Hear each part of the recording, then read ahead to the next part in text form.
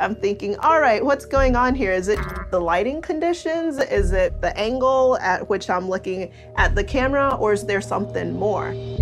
That's when I started looking into issues of bias that can creep into technology. Our ideas about technology that we think are normal are actually ideas that come from a very small and homogeneous group of people. Vast amounts of data at incredible speeds. Everybody has unconscious biases, and people embed their own biases into technology. This kid got stopped as a result of facial recognition misidentification, and then used that as justification to search you. This is an innocent child. Racism is becoming mechanized. Systemic issues are only going to be hardwired into new technologies. It's not just face classification, it's any data-centric technology. Every day, we are all being scored. Who gets hired, who gets housing. I am making predictions for your life right now. The people who own the code deploy it on other people, and there is no accountability. Management at Atlantic Towers wanted to install the facial recognition software. Pretty much turn this place into Fort Knox. The technology is being rapidly adopted, and there are no safeguards. We are socially controlled in a way that we don't see. Technology that analyzes faces could be biased, but the company is pushing it anyway. What demographic is it most effective on? White men. Show me that it's going to be fair, that it's legal, before you put it out. That's what we don't have yet. It's going to take people coming together, striving for justice in this age of automation.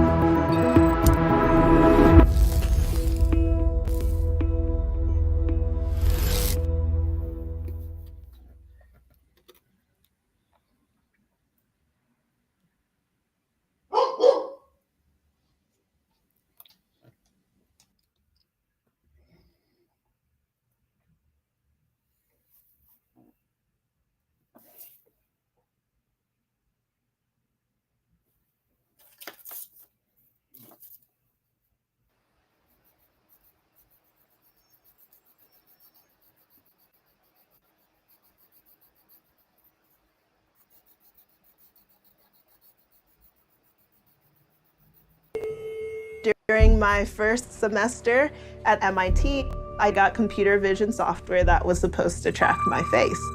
It didn't work until I put on this white mask. I'm thinking, all right, what's going on here? Is it the lighting conditions? Is it the angle at which I'm looking at the camera? Hi, ladies. How are you doing? I'm good. Good to see you. Good to see you. So I'm very excited. I think that you might be very excited too. It's an important book review that we are doing this month. And there is so much to say about the book and about the challenge that we are actually facing with AI, artificial intelligence.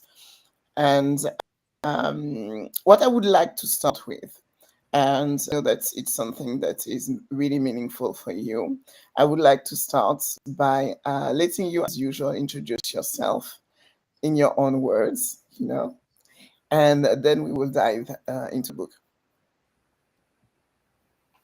Sure, I'll go ahead and go first this time because I usually defer to the end. My name is Linda Berberich. I'm a behavioral scientist that specializes in developing innovative learning technologies. And yeah, I love this field. I love this book. Read it when it first came out. There's a whole backstory to that, and I'm sure we'll get into it. So happy to be here and talking about it. Awesome. Taryn Talley, marketing leader. I've got a bit of a head cold, y'all, so you're going to hear me really raspy voice today. So marketing leader, a couple decades of marketing experience in very large companies and very small companies. I write about AI and technology and marketing, and I'm also a community advocate for Indigenous communities and LGBTQ2SIA communities.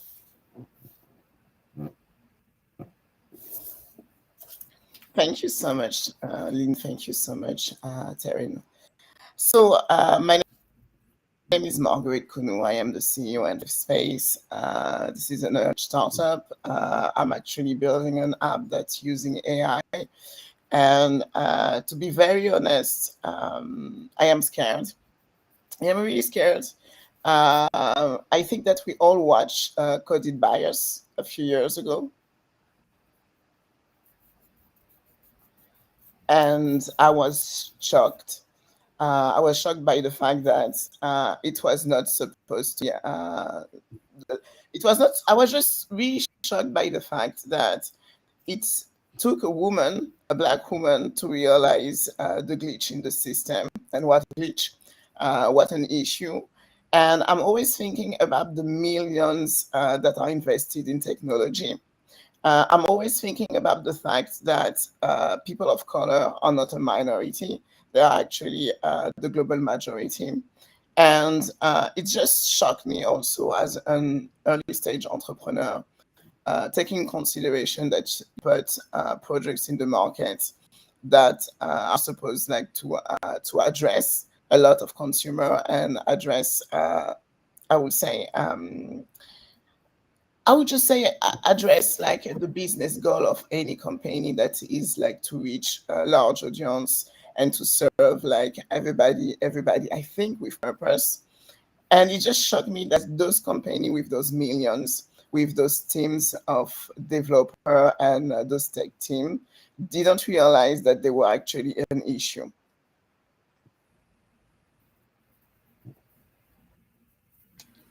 I often wonder, though, because I was working in this technology at the time that the book came out. That was literally the tech I was working in, was facial recognition technology for identity verification. That was the last company I worked for before I went out and did my own thing. And yeah, it's been scary. And what's scary about it is how much it's evolved since Coded Bias came out, and then with Dr. Joy's book, and then from that point to where we are now. And I actually wrote a lot about this just back in October letter about the state of spyware and surveillance technology, which is what we've become. So about, but I also think there's a lot to be exciting as problems, challenges, or opportunities. And I think your mindset is what depicts what pathway you're going to take and how much productivity and purpose you're going to lead with.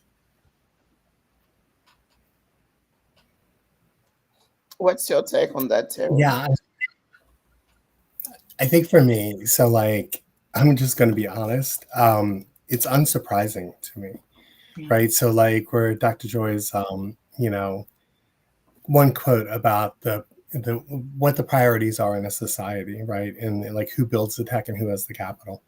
As you said, Marguerite, Black and brown folk are the global majority, but that's not where, the cash is. That's not where the most base form of power lies, right? So to me, I see all this tech and all this amplification of it as it takes what we can be considered a minuscule minority and makes them the dominant, category, right? So for me, as I'm listen, because I did the audiobook. So as I was listening to it, and by the way, she is just a great storyteller. So I just loved how she kind of pulled this all together, just hearing her speak. But I haven't experienced exactly what she laid out in the book and what a lot of her work was around, but I've experienced other things that the differences between an AI trying to ingest a selfie of me and then me telling it to do something and it not being able to reconcile what it sees, right? So I've seen it from a consumer angle, right, of being there and trying to get something done and end up looking like an alien because it cannot compute this into whatever it was told to do. So I don't have the kind of facial recognition thing. I have more of the imaging issues that I've had. But I was thinking back on just challenges for me of where I've had technology fail. and like some of that is like my most common one I'm always griping about is automated anything. Like I'm the person waving in front of something, trying to get something to go. And I feel like I'm a ghost. I'm like, I cannot be seen by a sensor. So like, I've seen it from that angle, right? So like, I just feel like while I haven't personally experienced that, it made me think about how I've experienced similar things in my life and in my work. Mm-hmm. And what's funny about that too, I was just going to interject really quickly here, is very early in my work, like back in the early 90s when I was in graduate school, one of the programs I was working on was an early, like we're talking about facial recognition, but identity can be verified a number of different ways, right? So I was looking, this is when we were first, it seems weird now because it's so pervasive, but this is back again, about 92, I want to say. Voice recognition, voice synthesis. So having a computer understand what you're saying, right? And I happened to be in West Virginia at the time. The whole idea was that you say something and it's easier than typing something in. So it's an input issue, right? Why would someone think that that would be easier? So this is the very beginning of voice recognition technology, right? And back then, if you had a cold, if you had anything, like even today, Alexa, Siri, people say to me all the time is like, I feel like Siri doesn't hear me at all, So the same kind of things that you're talking about, Taryn, with voice technology. Visual technology is so much more. And there's the part of why is there so much focus on cameras and phones and doing video content, and not just that you're doing that kind of content, but the way you're being specified to shoot the video, how precise it needs to be. Like people always would say to me, it's like, well, why do you always put up such garbage quality video, or whatever?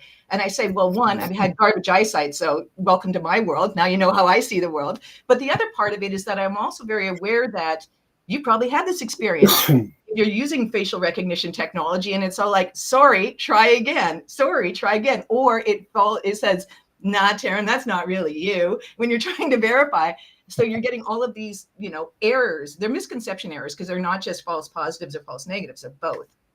So the technology is troubling for the reasons of it's being used to make decisions based on faulty data sets that aren't accurate. And it's used for what purpose? For surveillance. Like these are the things that are problematic. And Dr. Joy raises that point and leaves us at the point of the Biden administration and who she's talking about then.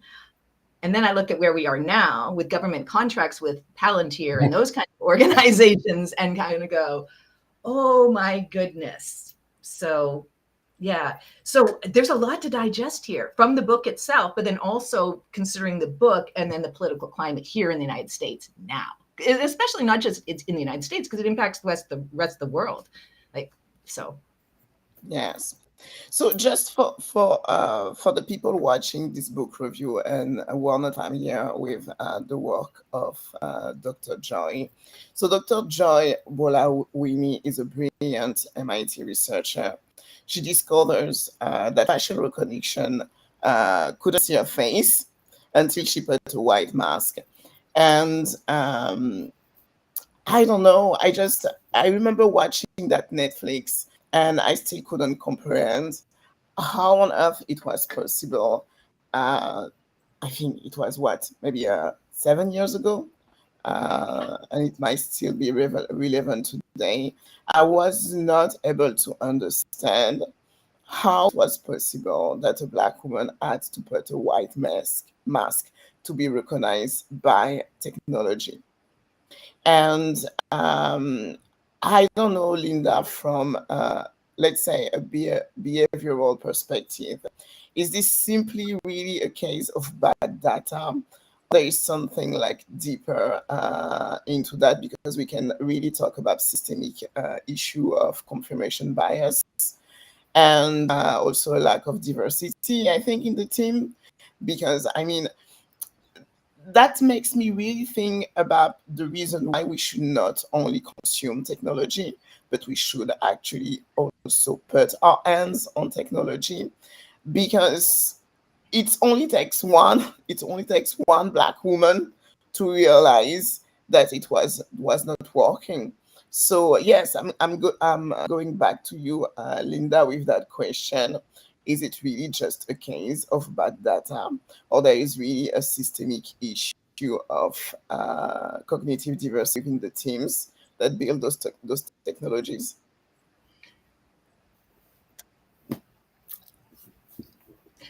So when it comes to technologies, and also, I think maybe Linda, sorry for that. Maybe due to your experience, maybe you can also, that would be interesting, because I was really interesting in understanding better. I have an understanding of the process of building projects at my level and putting them, like trying to put them on the market. But I was really wondering what is actually the process that is put together, the process that is required to build those technology and to bring them to the market. Because in terms of project development, I really cannot comprehend how is it possible that went out and nobody realized that they were actually an issue of recognition for Black faces.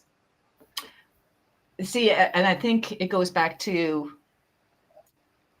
intention versus impact, honestly, because there's the part of technology that is so precise that we can create deepfake videos and make things look real that never happened. That's where we're at, and we've been at that place. Like we were already back where I'm here in Washington State near Seattle. We were already having problems with deepfake nude videos in our high schools back in 2017, right? So this is 8 years ago now, right? So we have the issue of how is it possible to make these very precise looking images, and then you see Black people in them, and it's like, well, how are we able to recreate, Morgan Freeman doing this thing that he never actually did, or how are we able to recreate his voice? So I question the intentionality behind it. I also note it's also for what purpose is this being used, because you've got image recognition and then you've got facial recognition. And so while the technologies are related, they're subsets, and it's in terms of what are we scanning for to determine identity. And it's fraught with all kinds of problems, right? So I mentioned already about the clarity of the video or the clarity of the images that are being used to train the data. That's one aspect of it. But, what if you wear your hair differently? I literally had that thing. That was one of the reasons I wore my hair up today, is because I usually have very recognizable whole lot of hair. And I literally had someone who had impaired eyesight say to me he didn't recognize me because I had my hair back. So there's those kinds of issues of I wouldn't recognize someone based on that. But then there's also, for me, the political issue around where we are in the political community around trans people, for example, right? So that's another thing. Are we recognizing a trans person by what variables, and what constitutes why they get categorized by those particular variables, right? So for people who are darker complected, at one point you might have been able to make the argument that it was about, some of the things that Dr. Joy talks about. Well, maybe it's, the lighting, maybe it's this, versus is there some intentionality here? Are we literally trying to, it's like doing an experiment with the ends already in mind, with the, you've got a hypothesis, but you already determined what the outcome is going to be, and you're just basically collecting data to corroborate that point. That's the big concern that I have. So if you're at a place where you have deepfake video that you can create that's so accurate that people can't tell it's not real, and you can do that with people of all sorts of appearances, then why is it? And again, I mean, we're at, one would think that technology is relatively recent. I would argue that it's not, but I did have the direct experience of working for a company that specializes in doing that work back in 2022, when, the book was, the research of the book, when it was getting written about, be published. And so I do know how our training data was collected there. And I would make the argument that was intentionally a bias set because of the kind of clients we were selling to. And then also just the idea of facial recognition technology is usually a SaaS product that's embedded into another piece of technology, right? So for example, we would create technologies that it's a B2B business, so a business to business exchange. And so we would sell to vendors who needed to use facial recognition technology to verify someone's age, for example, online, right? So who's the most obvious one around that online? What's the biggest reason that people go online still to this day? Yeah. Porn, right? And so we did have a lot of porn sites that were our customers to verify age, right? Really? Here's the thing, though. Here's the thing. What most people don't know about is who determines the accuracy of the product. Is it the company that's selling the facial recognition technology, or is it the company that's purchasing that for the purposes of how they want to implement it, whether that's at a porn site, you know, checking out if people are of age, or if it's like the IRS for when you check in to do your income tax in the United States. Like there's all, and those absolutely are, facial recognition technologies are absolutely being used there, among a ton of other places online. So, you know, the question then becomes, you know, as I was mentioning, is it on the company that creates that technology to set, this is accurate, this is inaccurate? And what I mean by accurate or inaccurate, I mean, is this an acceptable level of fraud?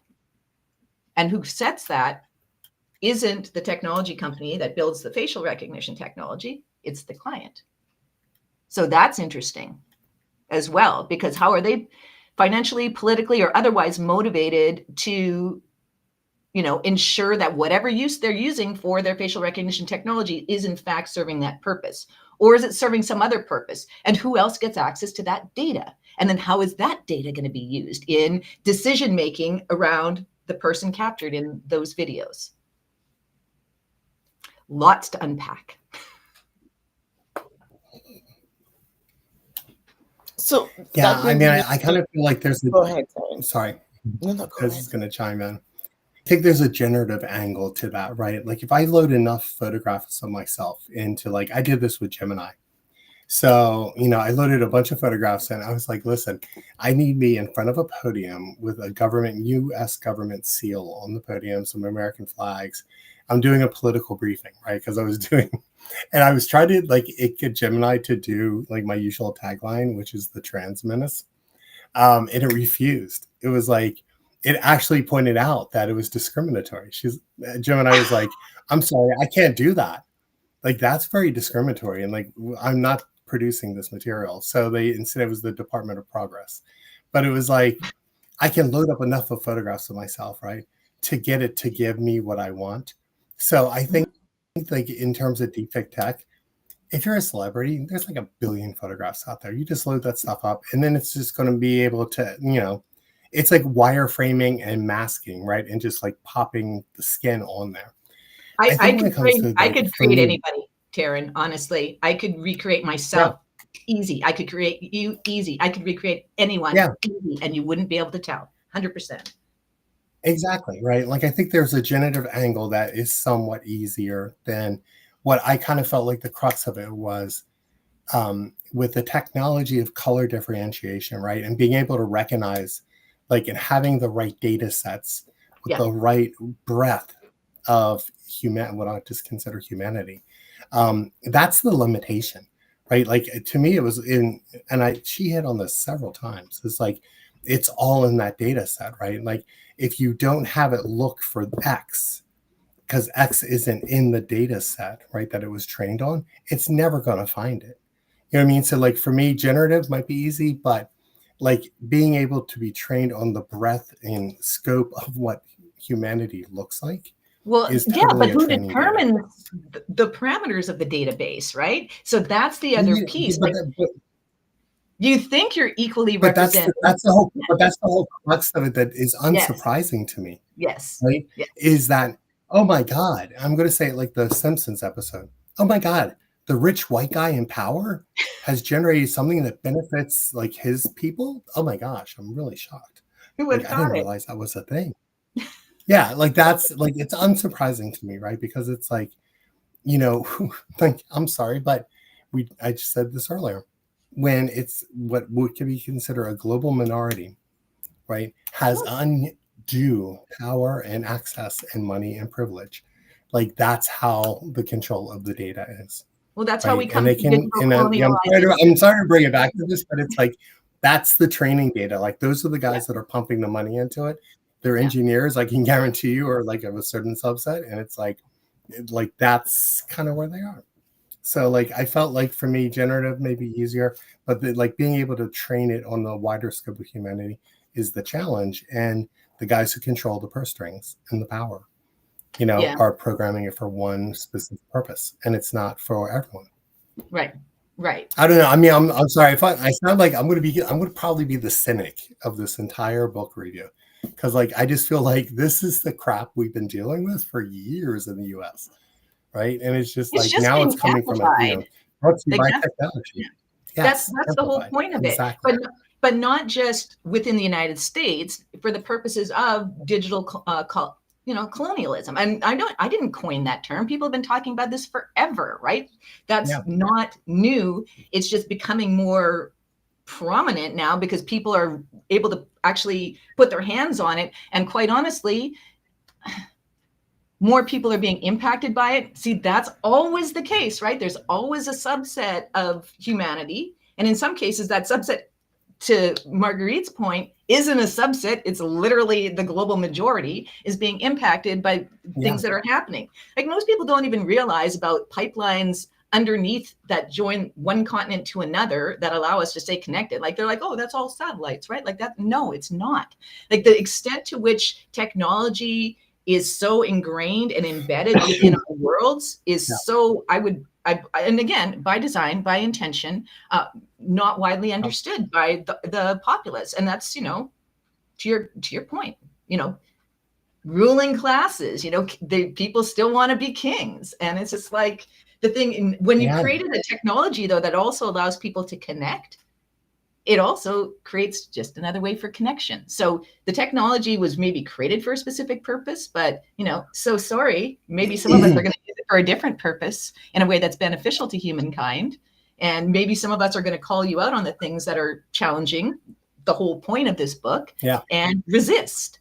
Right? I mean, that's kind of where we got to the point we are with Algorithmic Justice League, which I love because, geek out on that with me, please. That was pretty bomb. Like, I do love that. I'm like, my ears perked up when I heard that. But no, I mean, you're right. But it's like, and also the ignorance you're discussing, also perpetuated by similar companies running similar technology that has promoted a culture of opinion over a culture of science and fact and everything else. So I feel like that's all part of it, right? I mean, maybe the whole exercise, like, I'm having my Matrix moment where I'm just maybe waking up in the battery farm, but I'm like, maybe the last 25 years was just all to make people just so stupid. They would just accept everything on fact, right? And like, just be able to just be like, okay, these guys have our best interests in heart. They've been running it for 25 years. I don't know. All right, Marguerite, I'm sorry. I've been jumping in here and just chiming in. So I apologize. No. There's nothing to apologize about. I'm a little bit, maybe more, maybe I'm very pissed. And I think I don't really care at this point. I don't really care anymore if it is because you're a billionaire or because you're a part of the 1% or because you think that you have the power to do whatever it takes. I don't really care anymore. I think that, those issues have real impact on people's life. And we can see the case in the book. And it's no fun. I mean, we have the case, I'm just looking at my notes right now. Just bear with me. So there is this incident. It was with Portia Woodruff, right? This is the woman that was pregnant, and she was arrested because the facial recognition tool, thinks she was somebody she is not. She was pregnant. 15 minutes after finally going out of jail, she gave birth. There is another case in the book of a Black man that had also issue with facial recognition. Yeah, it was like Richard something. Richard was his first name, yeah. Yes. And I remember when I was working on my mobile app, I was like, this app had like a 35 version.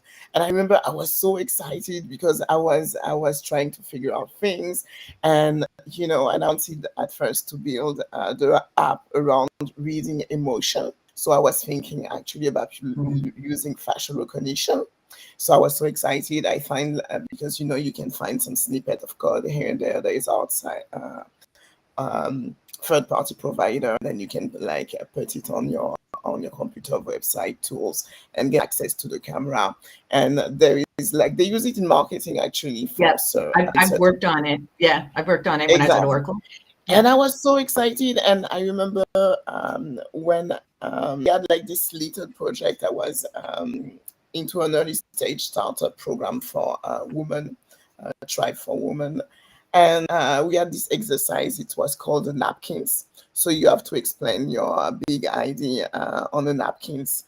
And I was designing the computer and, and the facial recognition, etc. And I was so excited about that. And then I did some research, and I mean, I'm not a tech like person. I'm not like my background isn't in tech, but I did my research and I realized that no, this is not working like that. Actually, the research was saying that it's not really stable first. And then after that, there was the question of what I'm doing with that data. Do I really want like to have people like track people in the face, and what I'm doing with the data, how I treat it. And it's just at my level, which means, and I'm saying I'm my best case scenario, I am a no-code low developer. That's how I would call myself.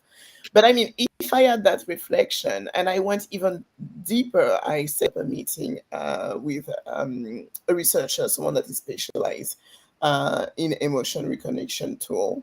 It was in DCU here in Ireland. And I asked him a question about like the representation, the diversity in the teams and these kind of things and the tool itself. And I just realized that, you know what, this is not going to do the job. And I'm unsure of the way I'm going to deal with that data. And that finally it will maybe be better to find another alternative where I'm trying like to use the technology, but really to be centered about the human experience and the human story. So the reason why I'm telling you all of that is that it is just not acceptable. And there is a shift in terms of value, I think, that needs to happen. I'm very excited about the work of Dr. Joy because she is bringing those conversations. But I also think that we really need to stop to be so passive with the tool we are using. I think that it was last week, Linda, you made a post about an article that you read about like the tech gift that you might maybe not give to your family. And I was reading the article. You can talk a little bit about that. And the thing is, I am cynic. I am sarcastic. I like to make, but I'm not sarcastic anymore on those topics. And we need to ask for change, and we need, I think, also to arrive to a point where those technology, and we don't use those technology anymore. I was thinking even this week, I think that there were a case with LinkedIn. What was the new trend now? That actually, when you're a black woman, so I think it was when you are a black woman, your post doesn't rank. You don't get the same amount of impression anymore of you. So there is a trend with a certain group of women that now are changing like their profile to actually reflect the fact that they are men, but it actually only work if you are a white woman, because if you are a black woman, that still doesn't work for you. So I mean, what are we going to do? I think those tools, we have been pitched those tools. I'm not always sure that technology, we need it because of the pitch. I think like nobody wake up one day. I didn't wake up and was thinking, okay, I don't need my Nokia anymore. I need a iPhone. No, it has been sold to me. And Taryn, you can also maybe, due to your background in marketing, talk about that. It's come back to our previous conversation about the book of Lola Bakar, Responsible Marketing. And I think that, at a certain point, it's up to us, consumer, to demand more and to stop using technology. And we'd also, I think, to put in place a reward system and that reward companies that are actually ethical and that are also very transparent about how they access this data. And I mean, Linda, you talk about data. I was listening to both of you talking about data and data sets. And, it feels like that this is a challenge. I mean, this is literally your job. Like, I mean, seriously, if you cannot figure out things, just do something else. I mean, sorry for that. That was you know me. It's not. I know. I 100% agree. It's not unintentional. Like I have so many different things I could talk about on this particular topic. Things like when we're talking about anything to do with data and machine learning, we're talking about underpinnings happening on a data set, right? So yeah, it bears asking, who decides what those parameters are? And it's anything, right? Who decides that you're male? Who decides that you're female? Who decides that you're Black? Who decides that you're white? Who decides that you're a criminal? Who decides that you're creditworthy? Like all of these labels that we put on data sets, are they made by a human? Are they made by an algorithm? What are the thought processes that go into them? And for some things, like if we're talking about semantic analysis, which underlies the technology that you were talking about, Marguerite, when you're using technology to tell how someone is feeling about what they're watching, you have a standard set of facial recognitions across the entire population of humans. Like there aren't autistic people who, I have inappropriate facial expressions all the time, and I'm a person who's trained to act. So, I mean, I should know how to control that, right?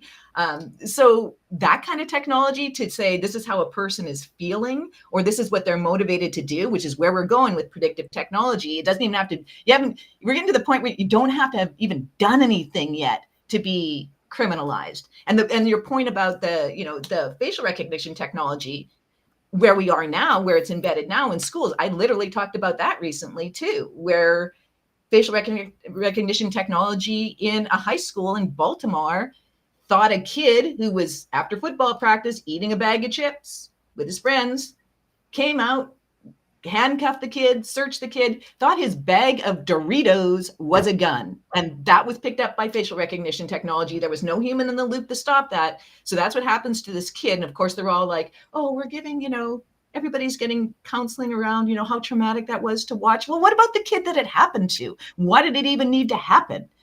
So this complete false alarm, complete waste of resources, and never mind, the trauma that the kid that it happened to and then all the other kids who got to witness it, went through.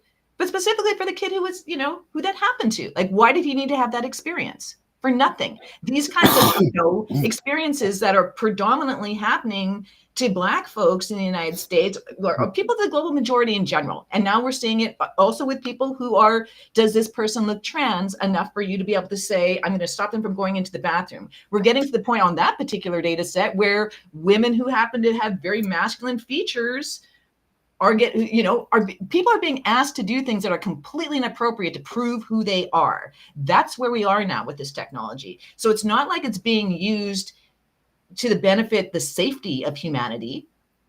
It's not. It's being used primarily to harass people. And it's, that's what spyware and surveillance tech, in my mind, is all about. But at the same time, we're in this sort of sticky situation where we've decided certain categories get benefits of some sort or another because of the way they've been categorized. So it's very much a catch-22 situation, right? So do I check the box that says prefer not to answer or prefer not to say, or do I check the box that actually represents me so that I have that representation in some kind of data set, census data? And that's the whole, the whole history behind census collection, census data, different in every country, I'm sure. But it's always politically motivated. Always. So, I mean, it's not like we're powerless to stop this shit.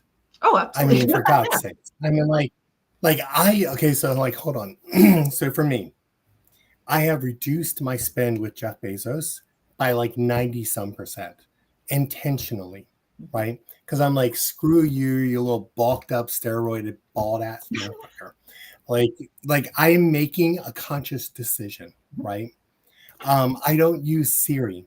I don't there's a whole bunch of I don't Siri, Alexa, whatever, the voice activated. I don't use any kind of voice transcription. I don't use facial identification.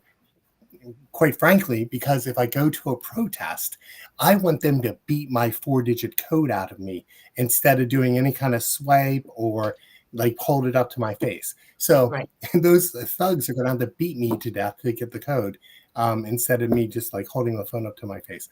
I don't do any of that stuff, right? You have to make, it's about choices and decisions, right? So like Marguerite, to your point, if people actually were aware enough of what the repercussions are, they can make the choices that they can, that, to be honest, that will shift the balance, right? But they're not making the choices. They don't give a damn, right? So like, I will say, and I said this, I'm going to say this, Marguerite, to you, but I'm like, and I'll say this right now, but unless that global minority, the pale folks, start experiencing things at the level that Black and brown people have experienced it for centuries. Unless that starts happening, nothing's going to change. Because right now, they can just turn a blind eye to it like, well, you know, you should have had that bag of Doritos. Whoops, you know, whatever. We have power. Like, power is not money. Power is not a secret compound in Kauai where you're building on indigenous land to protect yourself for whatever global catastrophe you're causing. Power is with the people.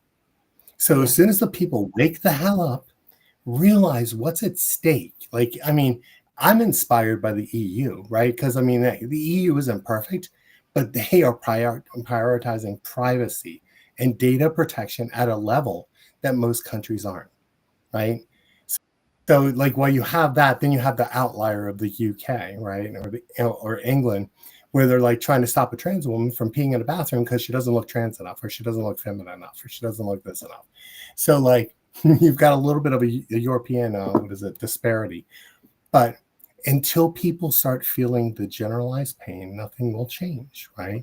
You have to be able to step the hell up, understand the problems, and make the better decisions, the better choices. I am deciding that I am not going to upgrade my phone until it just dies. Same. Right? So I'm not going through the cycle of every 2 years because a marketer's like, hey, this new iPhone is incrementally better than the iPhone you have. Right? I'm not going to be part of their reindeer games of planned obsolescence. Like this is like, these are all choices we can make, people. So it's like understand what's at stake and make the best decisions for all people, not just for your people. Yeah. You know what I mean? Like that's, I'm sorry, I'm soapboxing right now, but I'm just like, this is where I'm at, right? You make some choices and make good choices, people. Educate yourself, figure shit out. Right? Like I have a hard time, Linda, believing that the hillbillies in America want this kind of level of surveillance, right? Like, aren't these guys the Second Amendment dudes? They got like 72 guns, right? They're like living in a compound in Kentucky. Like, where are those guys, those freedom-loving folks stepping up and being like, people, this is ridiculous, right? It just has to impact, like you said. I mean, that's the whole thing. Right. Is like as soon as it impacts them. It's got to reach the pale and stale, and then it's going to happen. Right? And I hate saying that, but it's like, it is the reality. I mean, listen, like 1,000 indigenous people can be wrongly arrested, or like, as we've seen with ICE, stopped and questioned on whether they are citizens of the United States. Indigenous people born on native land in the United States. Yep. So like, you know, until we start seeing that where we've got somebody, I don't know, born in Boston who's like whiter than this piece of paper next to me, start experiencing it, shit's not going to change. I'm sorry, Marguerite, I yield the floor to you. I just been talking for a long time and my voice is weird. That is so fine. You know, Linda, Taryn, I love the sound of your voice, love your voice, especially when they got a little bit more.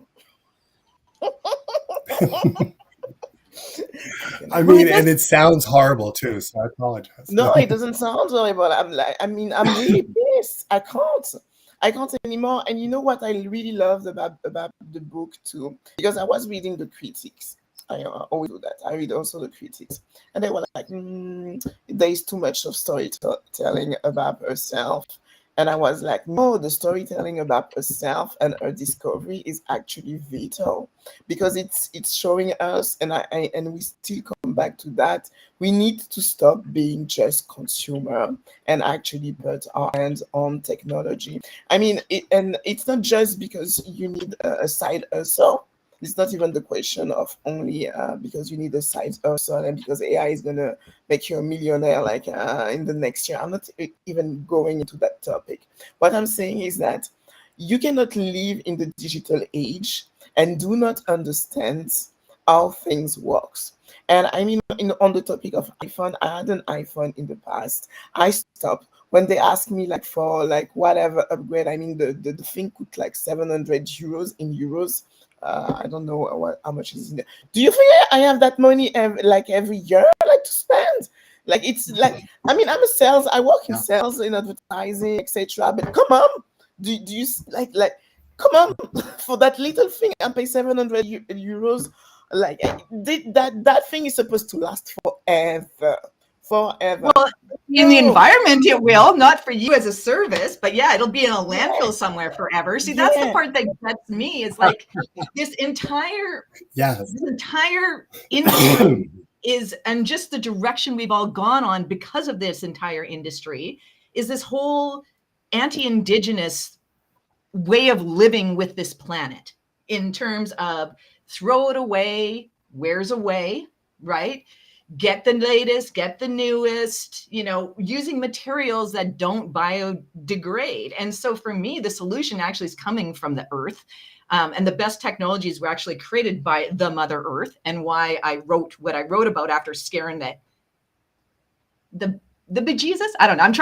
I'm not trying not to say the word I was naturally inclined to say out of people. But yeah, I mean, get it out.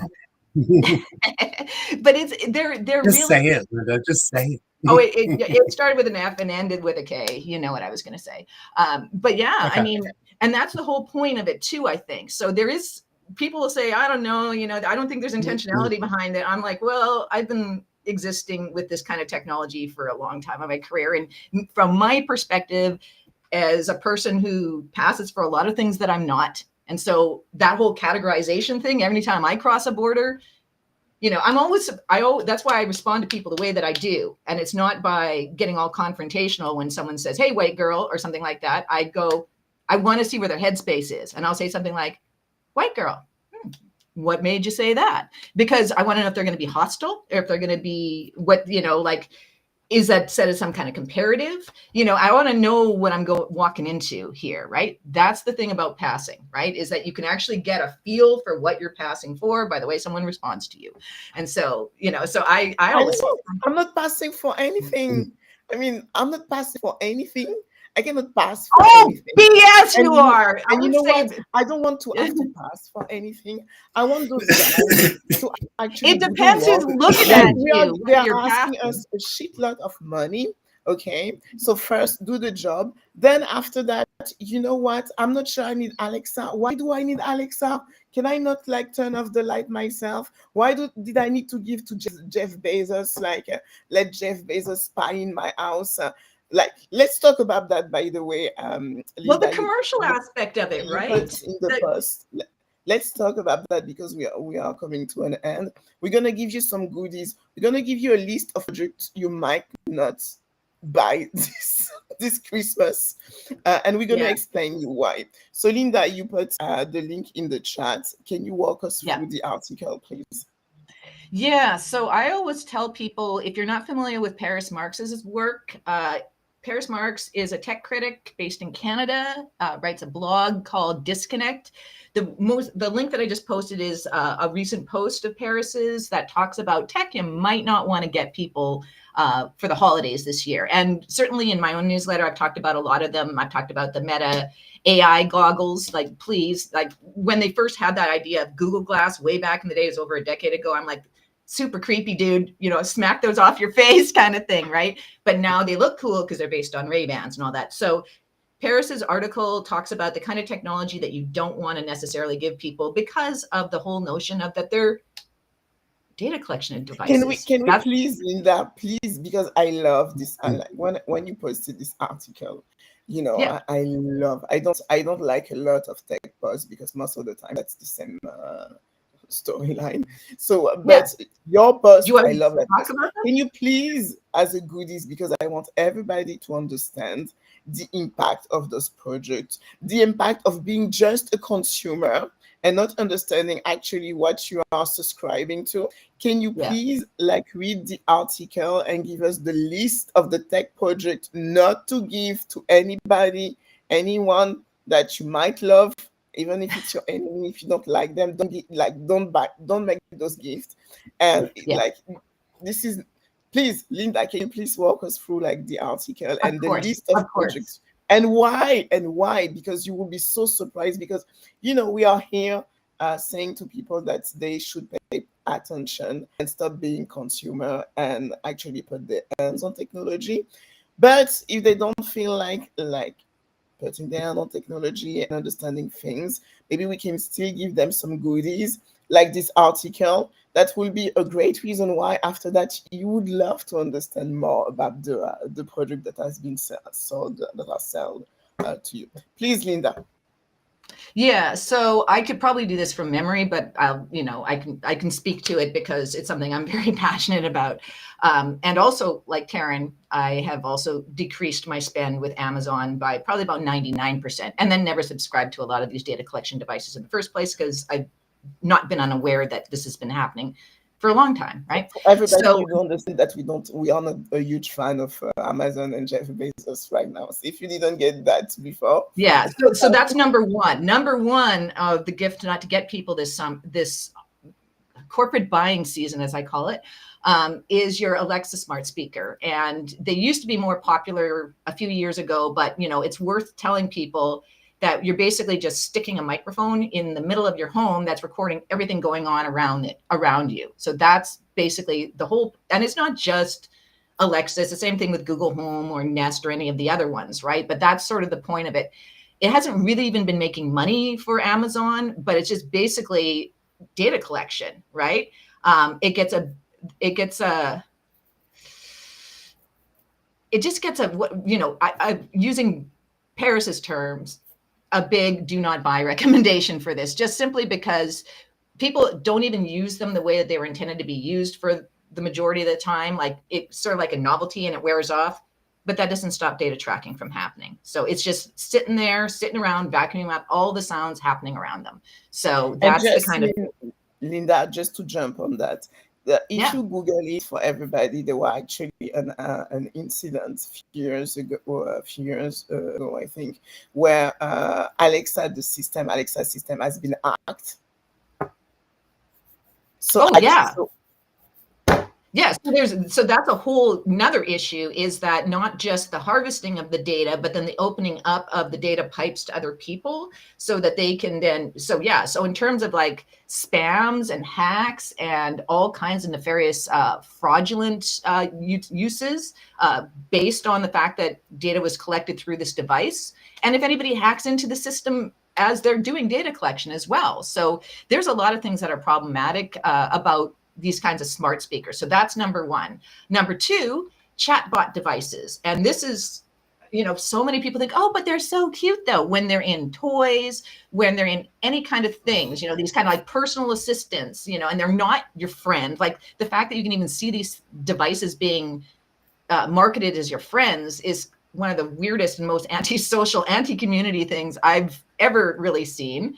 And then, of course, there is all the environmental issues around it, because those are using generative AI, most of the chatbot technologies that are being put into toys and products and that kind of thing. So that's a whole issue in and of itself.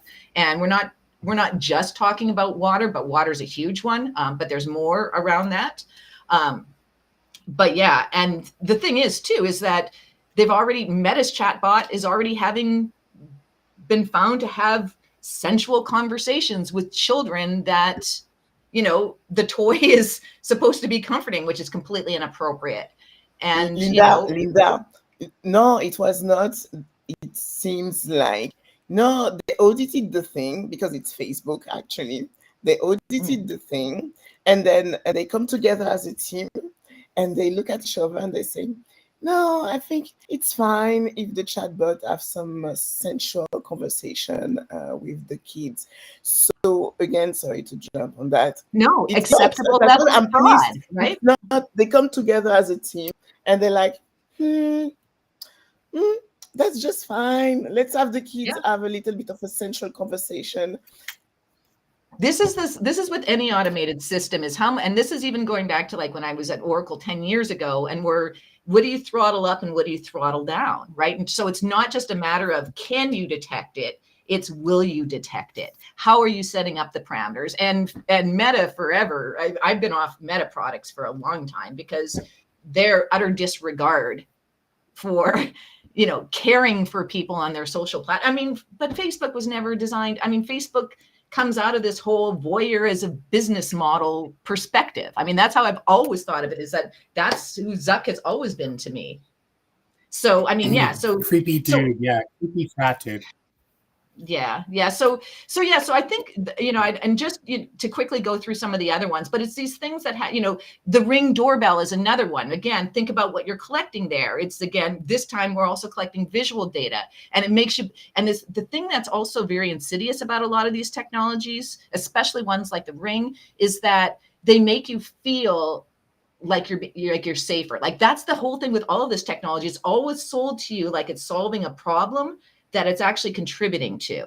And so that, you know, so this whole idea of having these cameras outside actually falls into this idea of, oh, we can see what's going on in the neighborhood. You can start spying on your neighbors. You can start being a little more suspicious of your neighbors rather than going out and talking to your neighbor and being like a normal human in community with other people. You know, that's what a lot of these technologies are. They're keeping people at a distance.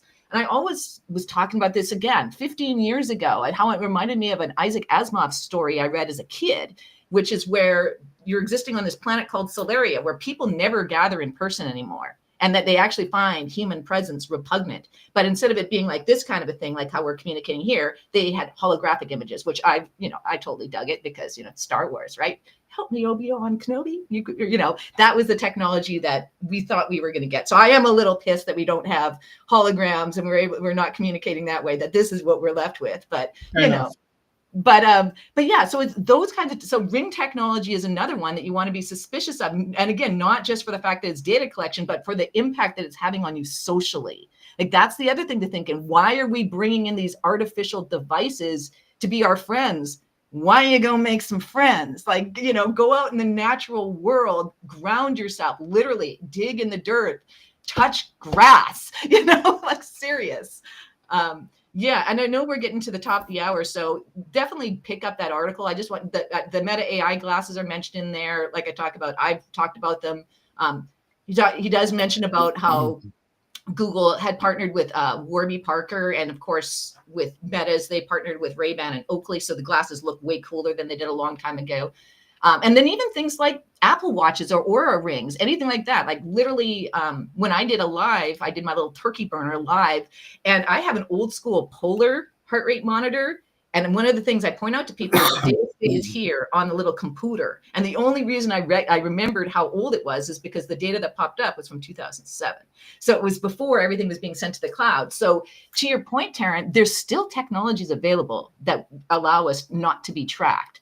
And, you know, if the whole point of what we're trying to do is to be in our own service and not to be in service of, you know, Lord Bezos or, you know, Grandmaster, you know, whoever, then keep your data to yourself. Thank you. The Grand Poobah Zuckerberg or whatever. Right, right. So yeah, so I think there's the issue of data, but then there's also the issue of the humanity that we're avoiding by using technology.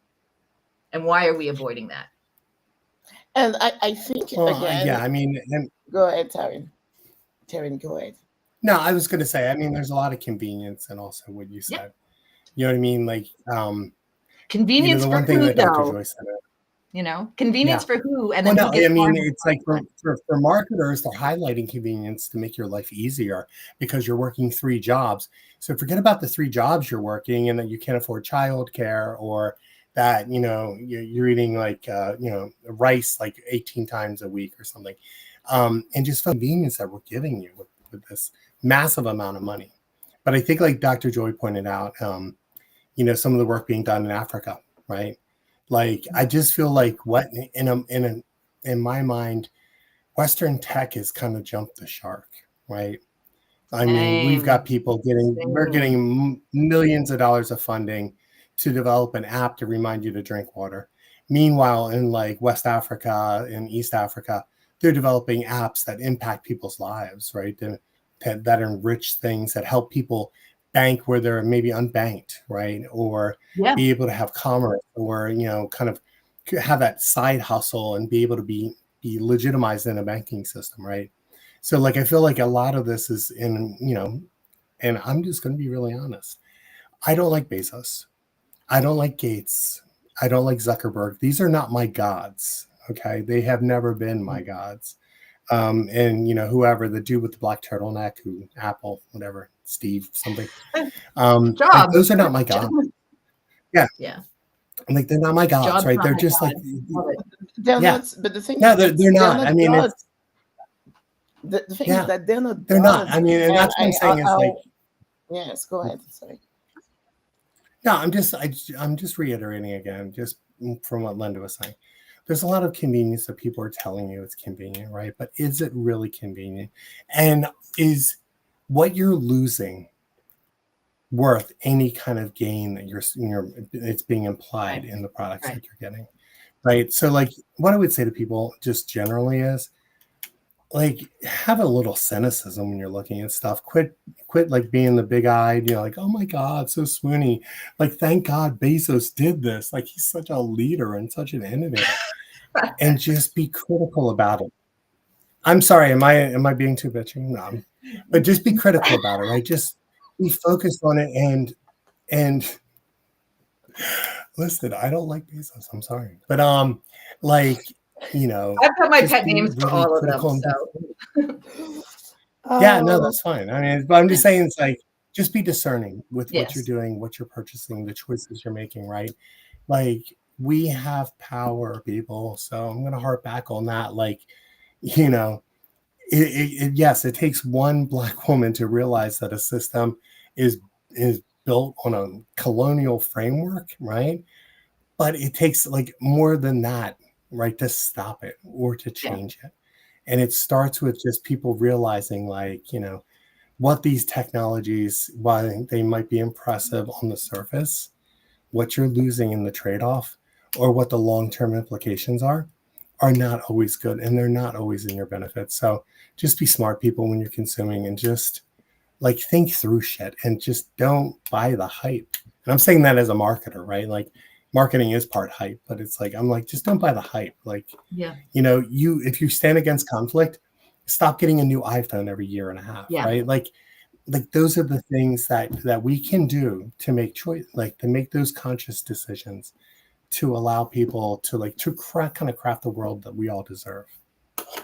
And get more people involved in technology. That's the other part, is that, you know, it's very intentional that rich white dudes want to be the leaders and want to tell you they're the ones who are best positioned to lead you. And in fact, they have already shown by trying to overextend their authority that they're not the best solutions. So talking about the brilliant tech that's coming out of Africa, all kinds of things are coming out of Africa that if people would just listen, you know, open up to ideas from the global majority, you might just learn something that you don't know. And so, like, yes, technology that's coming out of the continent, amazing. Something simple like everybody's been trying to do reforestation, planting trees over the continent. And it took one person, Black person, living in Tanzania, who basically said, there's an old technique that we used to use. Let's give it a try. And that had to do with the root systems that were already alive underneath the soil and just basically pruning back. And everyone's like, that will never work. But the thing is, Bezos, Gates, Musk, none of these guys are guys who have ever grown anything. None of those guys are doctors. None of those guys are astrophysicists. Yet here they are, the experts on all-knowing everything, right? And so why do we think that? Why do we think these people are genius? Because they've spent a lot of press on themselves telling us so. So, you know, yes, you know, you can read tons of autobiographies about what geniuses they are, what IQ levels. But then again, with that, Who made up IQ tests and who decided that that was the measure of anything? So I think it's a lot of these kinds of things that we have to always come back and look at. Dr. Joy pointed out something that there was actually, and it happened to be another Black woman was doing work in that area as well. And when those forces join together and we come together and we have organizations like DARE and the Algorithmic Justice League, that's when you can actually do something about it. And those are both organizations that you can work with because they want to know and they want your help. So you could, as far as technology goes, right, you've got the angle of, when have you felt like technology has been used in a way that I've been harmed? A way of reporting that. There's organizations you can do that. And that's part of what Dr. Joy's work is involving now. And then there's also the part of it is, you want to build tech? Marguerite's talking about the tech that she's building, right? And, do you have to be a hard coder to do it? No. But the thing is to be sensitive. Whose tech are you building on? Are you building on AWS? Then you're supporting Bezos. Are you building on Microsoft? Are you building, do you have other options? And we're here to tell you, yes, you do. And so that's the other thing too, is stay informed, know your options. So also to bounce on that, I think it would be important, Linda, if you can do it, if you have some times, like to maybe share some other options. Because the thing is that, for example, I'm going to talk to you about a tool that I started to implement on LLM. It's Latimer AI, because I was looking for a more inclusive model. And that's a good one. So I'm now testing the API.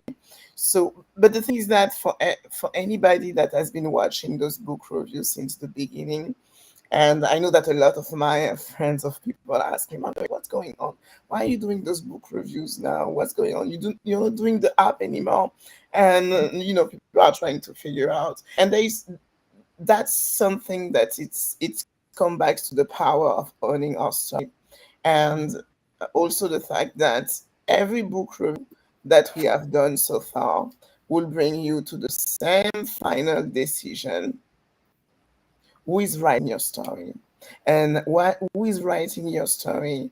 And it's come back to the story of George Floyd and the history of racism and discrimination and injustice in our society. And you can take the story of George Floyd because people are going to think that's for Margaret. You're always making everything is about like Black people and race, etc. Go take a book, go learn your history, because that's also the power of owning your story. Because the same people that build that system of discrimination for Black people, they build it for women, they build it for LGBTQA plus people, they build it for anybody that is not white and is not a man. And even if you're a man and you're white, if you are a good man and you want to be a good man and do good stuff in this world, and just think about you and your own interests. So this system hasn't been built for you. So it come back to our first review of his name is George Floyd, where we were talking about like injustice, discrimination, and also like how finally at the end of the day we have to own our story. Our American cannot anymore not recognize the original sin, the Fairnother sin.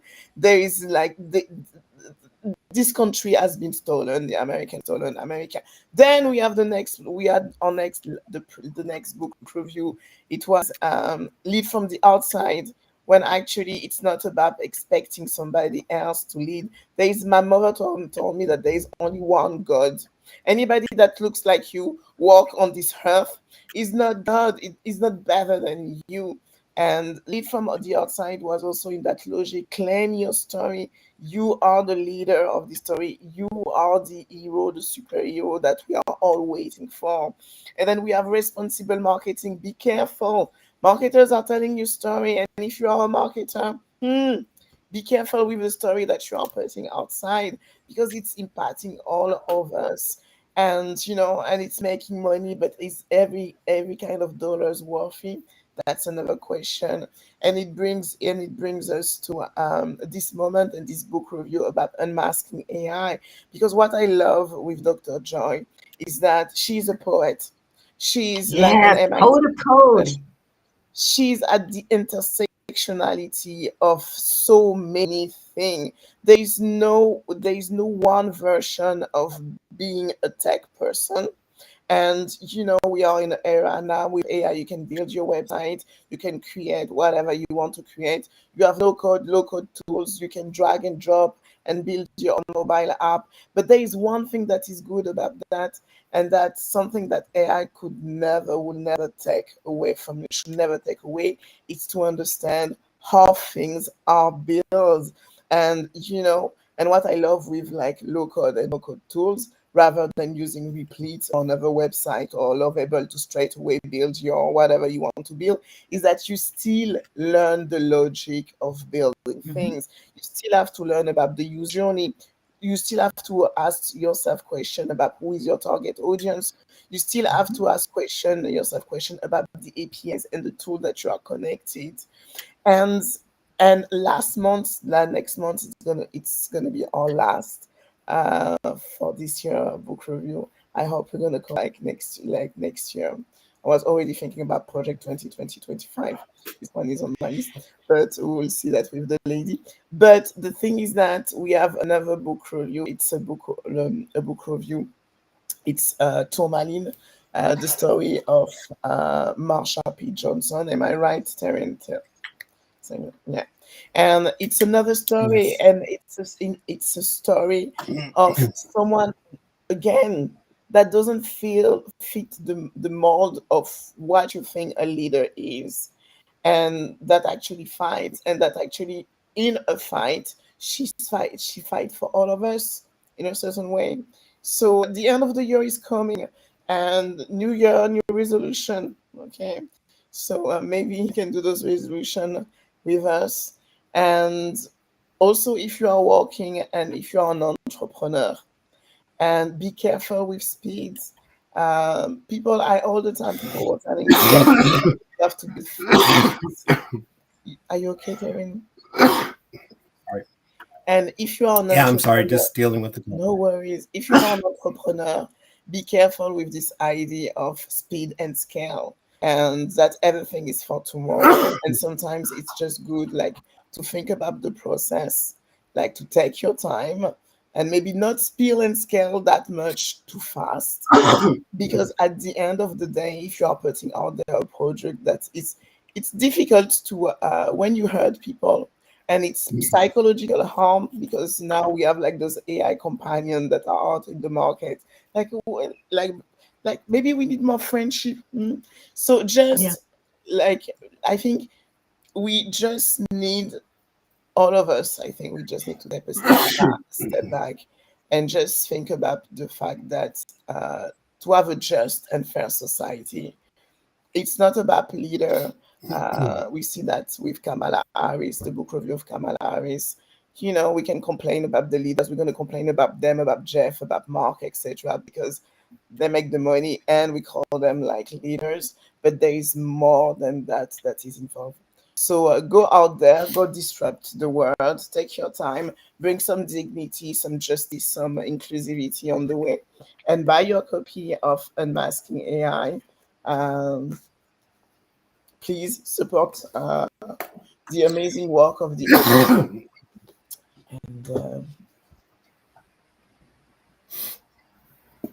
And that's it. So, and thank you so much, Linda and Taryn, for being a part of this conversation. Thank you to Marie Daphne. Marie Daphne is not here with us tonight, but if she's watching, thank you too.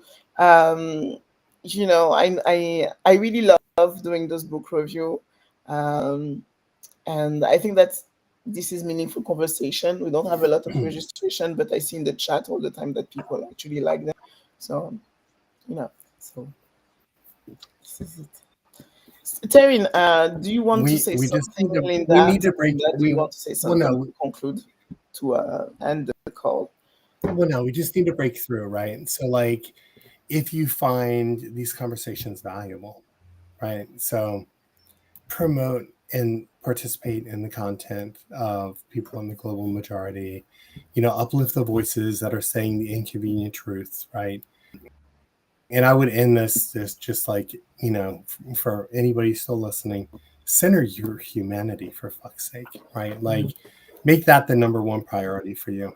Yeah. And just do your best, and I just feel like, up those voices, support those channels, the typical swill that you're, kind of daily, and, just best.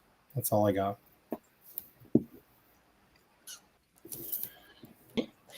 Linda? No, I love what Taryn just said. Lead with your humanity, and question when you're using technology as a crutch. Like, be a little more mindful, maybe a little more intentional, and think about, wait, I'm doing this, but what is this preventing me from doing? Because technology gives and technology takes away. Like, I would not know these two beautiful people if not for technology, right? And this actually brings us together using technology. So technology absolutely has good things. Use it for that, but question your use of technology. Is this helping me? Is this harming me? Is this helping other people? Is this harming other people? Humanity, man. So this is it. That was our book review, and thank you so much for joining us, and have a lovely